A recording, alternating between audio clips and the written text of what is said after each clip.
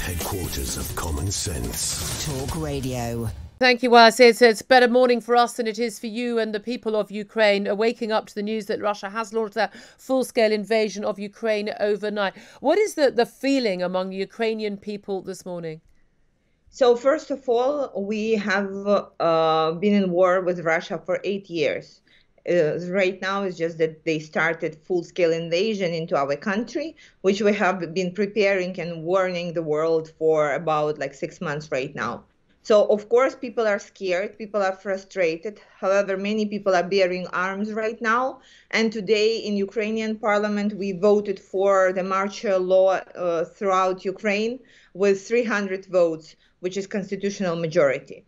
So what is happening right now is Russia actually is doing what they threatened the world to do. They are invading. And what we need right now is the world to do the same that they said, all the Western countries, to protect Ukraine. This is what we need. We need protection, we need support, and we need it right now. The sanctions don't work. We already see it. We need all the help. It should be military help, and it should happen today, tomorrow, because they are bringing their forces to the largest Ukrainian cities, and you already see it. Yeah. So I believe in our army. I know that they will give the decent fight back. However, Russia is the largest aggressor in the world, and we should not be expected to fight it alone. No, indeed. And this is it. We've seen these rather pathetic threats of economic sanctions from the West. And I would say particularly disappointed in what the UK has announced. When you say we need protection, we need support, we need it right now. What do you actually want the West to do? We're going to have NATO meetings, UN meetings. The EU is going to meet America, Britain. Everyone's going to be on the phone to each other, planning what to do. What do the Ukrainian people want the West to do? The first thing that we need is the closed sky, no-fly zone over Ukraine. This is the first thing, because Russia is attacking us from air, and it is being pretty successful with these attacks. We don't have enough of the protection in air, and this is what we need West to do. Close our sky so we would not be afraid of the rockets. I mean, we've seen already rocket attacks on many of the major cities in Ukraine, particularly in Kyiv. We've seen footage of, we've spoken to someone actually in one of those traffic jams of people fleeing the city.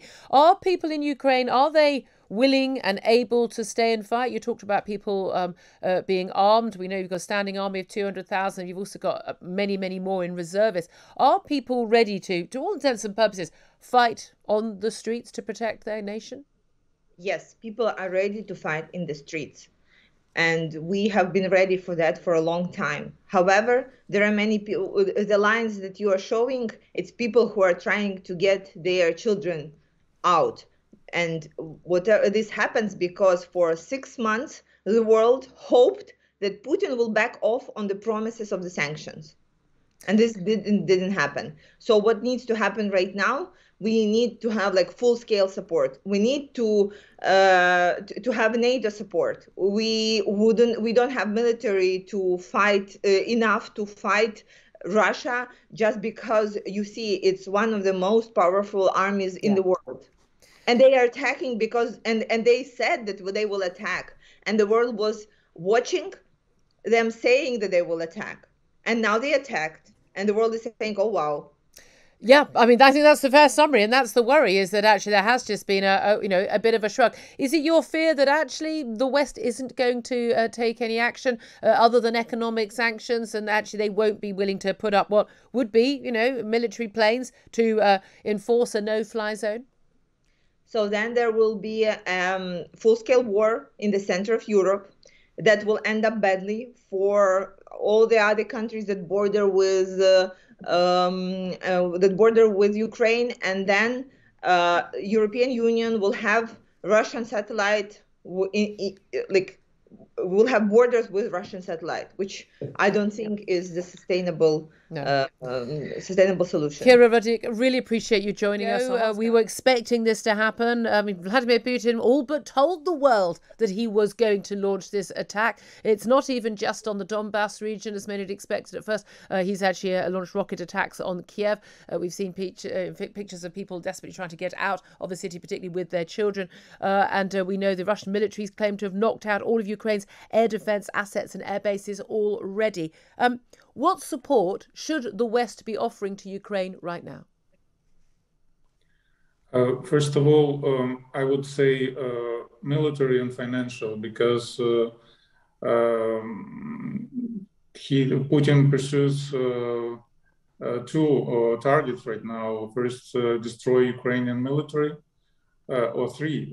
Second, destroy Ukrainian spirit, and third, destroy Ukrainian economy. So that would be the most important thing. We'll take care about our spirit. We are tough cookies here, but about military, it's important to support.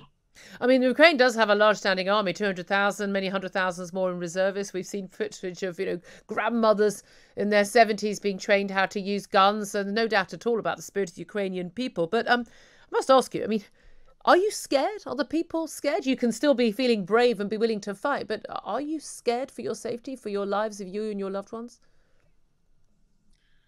Of course, I'm scared for my dear ones, for my loved ones. But something tells me that we will prevail, we will overcome.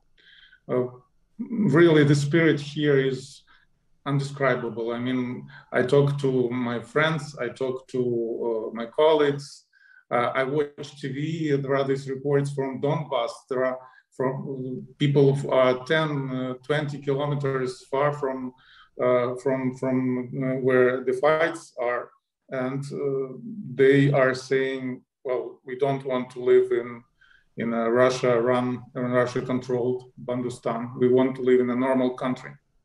Yeah, exactly. Well, there's some breaking news that security camera footage of the bridge between Crimea and eastern Ukraine has shown Russian military vehicles crossing directly into Ukraine from Russian annexed Crimea. That was always one of the fears. We've seen those Russian troops not just amassed across the Russian border around Ukraine in the north, but also 30,000 in Belarus as well to the west, and of course in Crimea to the southeast.